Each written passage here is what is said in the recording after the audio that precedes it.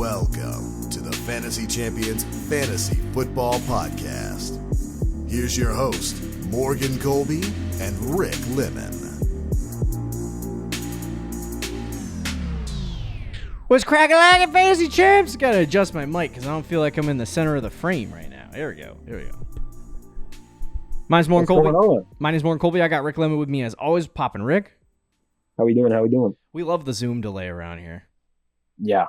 It's wonderful. Rick is back. How you doing, Rick?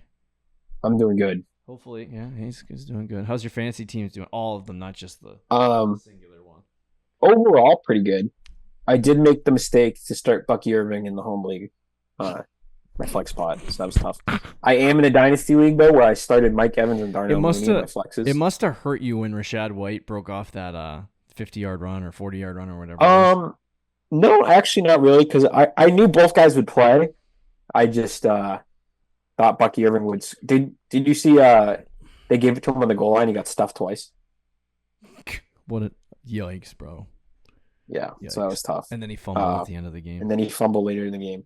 He still, to me, on a regular down basis, looks better than White. Oh yeah, because Rashad White is like the poor man's version of Najee Harris. Yeah. Which is... I mean, he had like a 55-yard run or whatever that was, but his other 9 carries were for like 10 yards. Yeah, it's gross. It's gross over there. I don't know how they get away with running the ball so inefficiently. The Tampa Bay Buccaneers. Yeah, well, Bucky's averaging almost 6 yards a carry this season. Yikes. And then White is averaging 3.5. 3.6, sorry. Oh. That sounds brutal. But anyway... So yes, welcome back, Rick. We have some stuff to get to in this episode. We're going to talk about 6 must-start players for Week 5. There will be a change-up in the episode order, by the way. Next week, we'll probably do trade targets before we do starts and sits, but this week, we're going to keep it the same. But anyway, so yeah, 6 must-start players for Week 5. Can't believe it's Week 5 already. Before we jump into that, follow us on all social media platforms. Just type in the FF Champs, the Fantasy Champions. You can find me at Morgan Colby _FF. I think, what's yours, Rick? Ricky Lemon _FF? Yeah, it's been tweeting some gambling bets here. I'm 26 of my last 31, which is 84%. Wow. So, if you want to win some money, follow me on Twitter. Rick's got to do he's going to do a bet show at the end of the week. Best bets. Yeah. But anyway, so follow us on all social media platforms. If you're listening on Apple Podcasts, Spotify, Stitcher, or any other podcast platforms, please leave a review, share this pod with your friends. If you're watching on YouTube, subscribe, click the bell for notifications, like and comment any questions you have for us down below. We really appreciate it. Without further ado, let's talk about some guys you should start just to start. Obviously, I'm stuck in last year's episodes, but some guys you got to start in this Week 5 game that you have coming up. All right, number 1. This one's going to be hard for the Ramondre Stevenson people. This might be the riskiest one on our whole list. Miami, okay? Ramondre hasn't been scoring fantasy points. Let's not front. Yeah. And the coach even said, I don't know if it comes up on Sleeper, but the coach said that Ramondre, man, he's with all the fumbles going around, they might bench him. So it doesn't give me any confidence. I don't think they're going to bench him. I think that's a hollow threat. And so this is the report that I was just talking about. Head coach Gerard Mayo said Wednesday that having Antonio Gibson start over Ramondre Stevenson against the Dolphins is under consideration due to Stevenson's fumbling issues. Yep. So not great, Bob. And he had an excellent week 1 and 2 against Cincinnati and Seattle, 21-17 fantasy points. The last 2 weeks against I would say, really good run defenses. The Jets, he had 0.3, and then San Francisco, he had 0.8. Losing efficiency every single week, I guess, that he has participated in the sport of football. But this week he's playing Miami. Miami, the real reason why I have him as a start this week is because I think that's a hollow threat from the New England Patriots. Not going to lie. Gerard Mayo is not going to bench Ramondre Stevenson, who they're paying like $12 million a year, or whatever the hell it is. Yeah. So he's going to play. He might split which isn't great, but Miami gives up 26.8 fantasy points per game to the running back position. They give up a lot of fantasy points to the running back because they're terrible defensively. I think their rating still is 32nd in DVOA on the defensive side. And they lost Jalen Phillips, who's more of a pass rusher, but still, for the season on Thursday. Yeah, or Monday, whatever their game was. To me, when I look at it, Ramondre Stevenson is a sit this week versus Miami. I start this week versus Miami because Miami has an abysmal offense, and the Patriots at some point have to bounce back and do exactly what they said they were going to do at the beginning of the season, which was run the ball.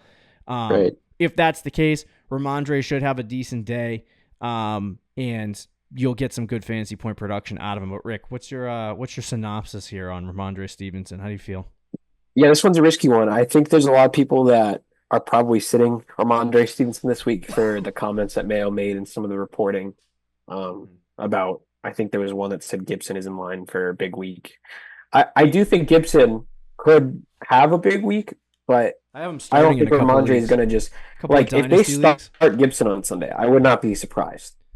But it doesn't mean Ramondre is not going to be involved. Yeah. Maybe if he fumbles again, then maybe he gets benched. I think that's a whole other thing. But I do think if Ramondre plays, he's going to be very efficient. Probably the most efficient he's been all season.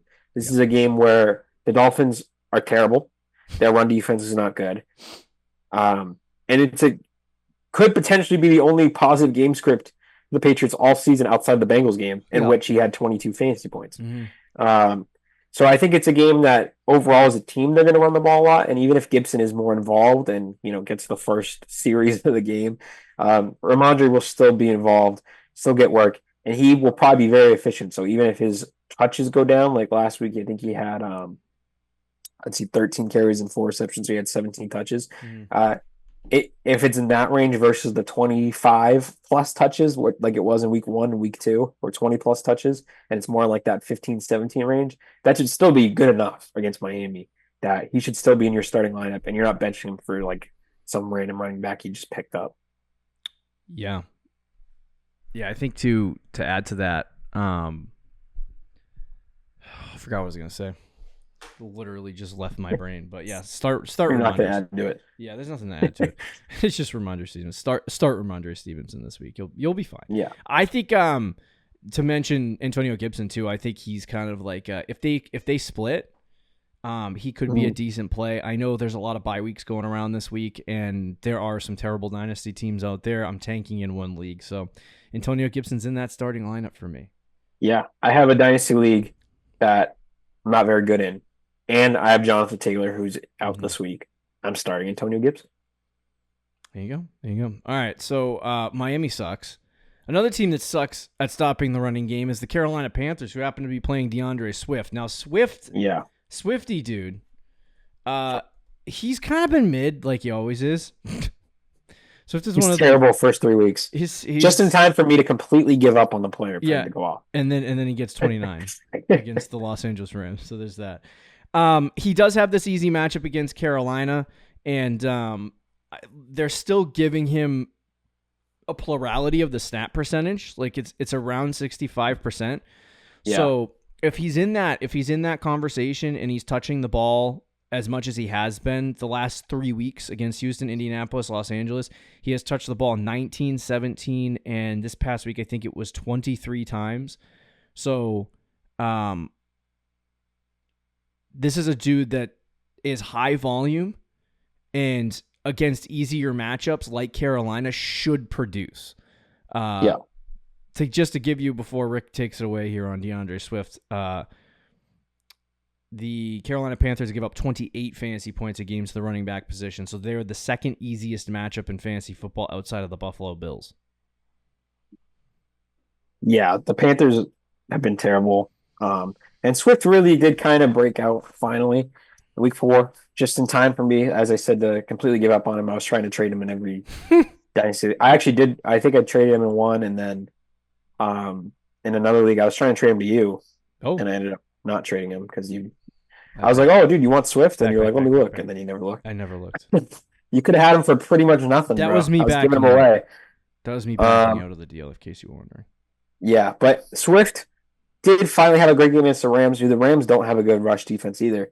And now you're playing against Carolina team that has probably an even worse rush defense. And the way the Bears played, I think they not figured something out, but they realized that maybe we shouldn't throw the ball 55 times with the rookie quarterback, even if he wasn't a number one overall pick. Let's try to run the ball a little bit. So against Carolina, I do think they're going to try to establish the run and kind of get Swift involved, even if they use a guy like Roschon Johnson, who I think got a rushing touchdown this week as well. It'll still be enough work there for Swift to produce. He also, another key thing is he had 7 catches this week, which is kind of what we like that. Yeah, we love for PPR. So I don't know if he's getting 7 catches again, but like week 2 he had 4. Yeah. I think he'll probably get about 4+ catches against Carolina, and if he can be efficient again like he was this week, he'll be in line for another big week. Do you think? Because obviously he's had a pretty decent workload. Do you think that because Caleb Williams has been getting better week by week, do you think as Caleb Williams improves and the offense improves that could be beneficial to DeAndre Swift? Or yeah. I think if Caleb's getting better, it's just going to open more things up in the running game. Yeah. Okay. So, because early in the season, you could definitely make the argument that Caleb was just so freaking bad. Yeah. That they were like, all right, we'll just focus on the run. Yeah. So, I mean, there's times like there's the other thing some is, videos on Twitter that you'll see of like Swift like just missing a hole completely, or like he just wasn't good the first couple of weeks. That's DeAndre Swift experience. Yeah. It's his third team too, so hopefully he's able to turn it around, but the target share being there is pretty good. I mean, he did kind of this week. He had a big run, which helped the yards per carry, but overall, even before the big run, he was doing better than what he was the first 3 weeks. Yeah, so that's good news. All right, let's move to the next guy. Number 3, Amari Cooper at the Washington Commanders. Go ahead, Rick. Yeah, I love this one. This is one of my favorite plays. I actually have him on one of my bets this week. So, big, and we're not even Amari Cooper guys, right? We told you not to draft him. He's wide receiver 42 right now through 4 weeks. And Deshaun Watson doesn't help. But Watson has actually been playing better. Still not good. Yeah. He's still not good. But he has been playing better overall since that week 1 game. And he's up against Washington, which is a super easy matchup for him. The Commanders have been one of the worst defenses to receivers. Jamar Chase had a 2-touchdown game. Marvin Harrison got a touchdown this past week. They've been targeting Washington, Washington secondary, and we'll probably be continuing to target Washington secondary. And Cooper did have a bad week this week, 7 points, but he had, I don't know if you saw this because I didn't watch Browns Raiders. Sorry to Browns and Raiders fans, but it wasn't a game that interested me. You didn't want to watch the Brownies on my slate, no. But I did see a video of my least favorite play in football, a nice big touchdown getting called back. He apparently had a 60-yard touchdown that got called back, and I watched the play. So he could have very easily had a 20-point week against the Raiders. I do think he has a big week against Washington. And he's kind of a boomer bust player right now, and I think this is a week where he has a boom. Yeah.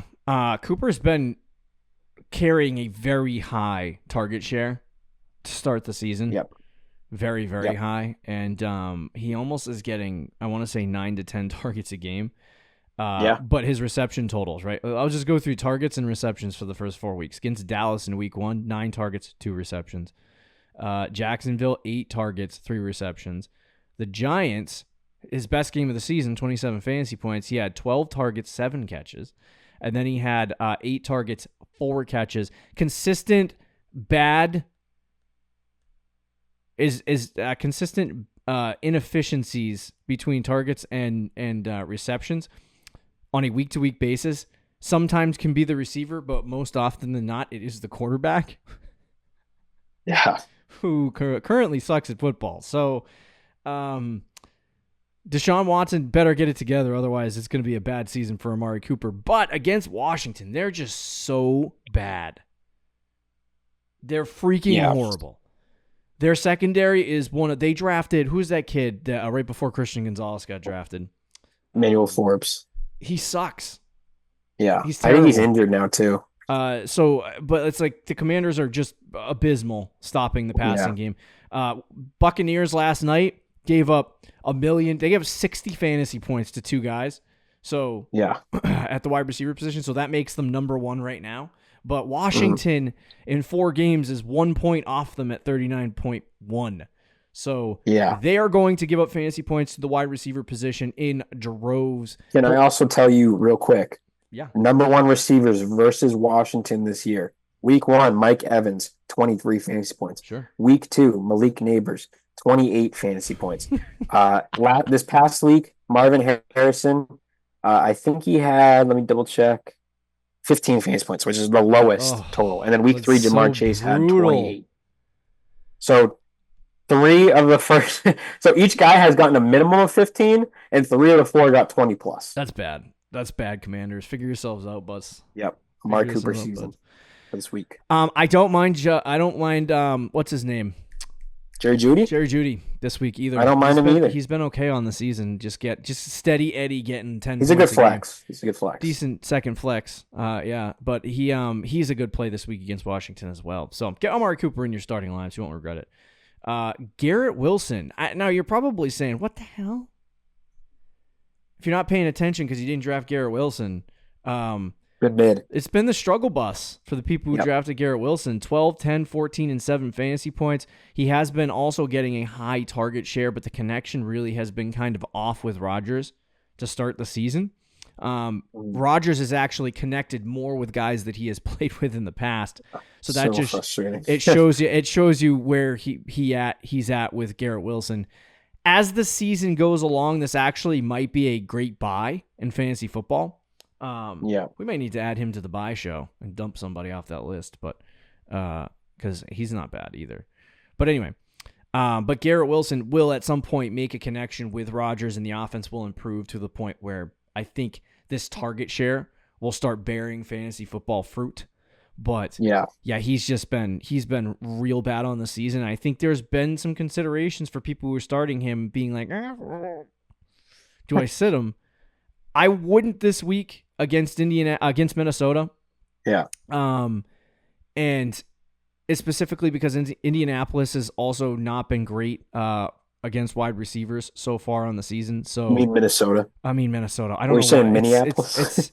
Did I say Minneapolis? Freaking. You said Indianapolis, but I think it's because I was looking at the next guy. I was looking at so anyway, against Minnesota has given up 35.6 fantasy points per game to the wide receiver position. So it's been very struggle bussy for that secondary as well. And I think this is Garrett Wilson's get right game. Lazard also not a bad play. Yeah, I do think it could be a Garrett Wilson get back game. I will say, getting very flustered though with Garrett Wilson. Oh, you are? This is coming from the guy who is a Garrett Wilson guy, very high expectations this year, and just hasn't performed. And I think at some point, like, he's a head case. We can just keep making excuses for the guy, but you just have to put numbers. Rick, I'd take him. Yeah. Okay. I'd take him in New England. Oh yeah, well, 1,000,000%. I don't think he would. Could he be Drake May's Stephon Diggs? Yes, please. I'll take that 10 times out of 10. Absolutely. But against Minnesota's defense as a whole has been decent this year. They did get lit up in the second half to the Packers last week. And I do think I said this on the show that I did by myself the other week. Minnesota statistically through 3 weeks has been very good. And I think Flores is a good defensive coach, but there's still not a lot of talent on the Vikings defense. Yeah. And I think the Packers kind of exposed that, especially in the passing game. What's his name? A little bit. Something Harrison.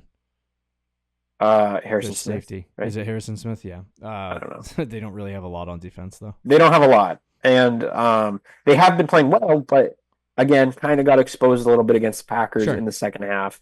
And I think the Jets passing game can do that against Minnesota. It's a game where also, if you look through the first couple of weeks, you had San Francisco. You were matched up against Christian Gonzalez in week 3. You were matched up against Patrick Surtain this week, who I think is probably the best corner in football, if not top 3. And now you're against Minnesota that doesn't really have that elite shutdown corner. So this is the week for Garrett Wilson to break out. If he doesn't do it this week, the panic radar for me would be through the roof. It's I would agree with that. I still think Garrett Wilson's a buy though. Yeah. Oh yeah. Okay, let's talk about the quarterback guy that we're going to start this week. Trevor Lawrence versus Indianapolis. I can finally talk about Indianapolis after screwing that up. This one is really gross. This might be our grossest one. This might be the grossest one. The 0-4 Jaguars. Oh, the 0-4 Jaguars. At some point, there needs to be a bounce back here. It's clear Trevor's missing a key piece on the offense, and that's a wide receiver. Brian Thomas has been decent so far this year. But hey, whoa. I think he's been a stud. I'm high on Brian Thomas. Okay, that's fine. I just mean in the context that he's not a superstar wide receiver in the NFL. Yet. Yes, yet. I agree. I think he's been missing Evan Ingram, who might play this week. Oh, okay. Yeah. Oh, I need a tight end. Maybe I can go hunt that down. There you go. But anyway, he's playing Indianapolis this week, who has given up 20.7 fantasy points to the quarterback position. Yes. If I can get 16 to 20 fantasy points out of a quarterback because I'm streaming or I have a bye week, I'm okay with that. If Lawrence is on your waiver wire and or on your roster and you're like, should I start him this week? I would say yes, especially if you need a QB start. Don't be stupid and say, should I bench Patrick Mahomes for Trevor Lawrence? No. You should not do that. Even though Mahomes has sucked. Even though Mahomes has sucked, don't do that. So I definitely get Trevor Lawrence in my starting lineup. If he doesn't do good, I mean, when do we start pondering Mac Jones? Yeah, it's been bad with Lawrence this year. Then they put Mac Jones out there. He throws 3 picks in the first half, and they put Trevor Lawrence right back in. Yeah. And even this week he had moments, but he should have had a bigger game. I don't know if you saw it, Brian Thomas, one of the reasons I love him, just cooked Derek Singletary, who's a great corner. It was open deep, and Lawrence missed them by like a foot. Trevor. That would have been like a 70-yard touchdown. There was another play down the left sideline. I feel like we do this. 30-yard touchdown. What was it? Was it Calvin Ridley last year? Yes, but with the 7 touchdown drops. Drops. He's missed. Lawrence missed. When you Brian drop Thomas that many on touchdowns, is it always on the wide receiver? Does at some point fall on the quarterback? Well, drops I feel like is on the receiver. Well, okay, because it's right. The ball's at your hands, you got to catch it, right? Yeah. But when you miss a guy, then it's like, okay. Trevor, throw a more catchable ball, please. Appreciate it. Well, I guess you could say that. That is fair. But you're right. No, most of the times, if you're playing twice. the Randy Moss quote from back in the day, if the ball hits my hands, it's the receiver's fault. Yeah, but if you're throwing line drives with the guy 5 yards away, then it's not really on the receiver. Which I don't think Trevor Lawrence has a problem with, to be honest with you. So it's probably Calvin Ridley. But I feel like we always do this with Trevor Lawrence. Oh, he had this one play that was almost huge. Yeah, and it's the key word. He kind of is the king of that. But yeah, against the Colts, this game should be on paper. This is about as easy a matchup you're going to get. Could be a shootout. Yeah. He's had flashes of being good still, even this year. I do think this is a game where you could start him, especially with the bye weeks at quarterback. You don't really know what you're doing. Maybe injuries. Could be a plug and play guy. I also not even sneaky because I just said I love that player, but Brian Thomas to me is a must start player at this point. 21 fantasy points last week. Should have had 30. There. He's getting there. He's going to be a stud. And against the Colts secondary, I think he's a must start. He's from LSU, correct? Yes. First round pick. Yeah. All right, Rick, to complete the show here, give us the tight end start of the week. Rick's tight end this one's kind of maybe, it might be a little cheesing. You're just trying to get it right. Well, no, because he's had 2 bad weeks in a row, but it's Brock Bowers. Okay. Against Denver. Coming off of kind of a bad week, only 5 fantasy points, 2 catches, 3 targets. Hasn't had a touchdown yet. Denver is a very good defense. So you're probably thinking, I don't know, Brock Bowers is playing against good defense. Hasn't really been good the last couple weeks. No. No. Start him. Denver's best defensive players are cornerbacks, going to be matched up against guys like Jacoby Myers and Trey Tucker because Devontae Adams is not playing. This could be a volume play for Brock Bowers, a week where he gets 7 and 8, 9 targets again, like the first 2 weeks. And I don't know if he's getting a touchdown because the Raiders-Broncos game might be 0-3. But he should be getting a lot of catches, a lot of targets, and should be getting in the double-digit fantasy points this week just off volume. Okay. All right. There you go. There are your must-start players for... Whoa. I hit the wrong button. Forgive me. I hit the intro track instead of the outro. Those are your 6 must-start players for Week 5. Ramondre, Swift, Cooper, Wilson, Lawrence, Brock Bowers. We got sits coming up tomorrow. Be sure to leave a comment, like. See you later, guys. See ya. Thank you for listening to the Fantasy Champions Podcast. Make sure you subscribe on iTunes and YouTube, and follow us on Twitter @TheFFChamps.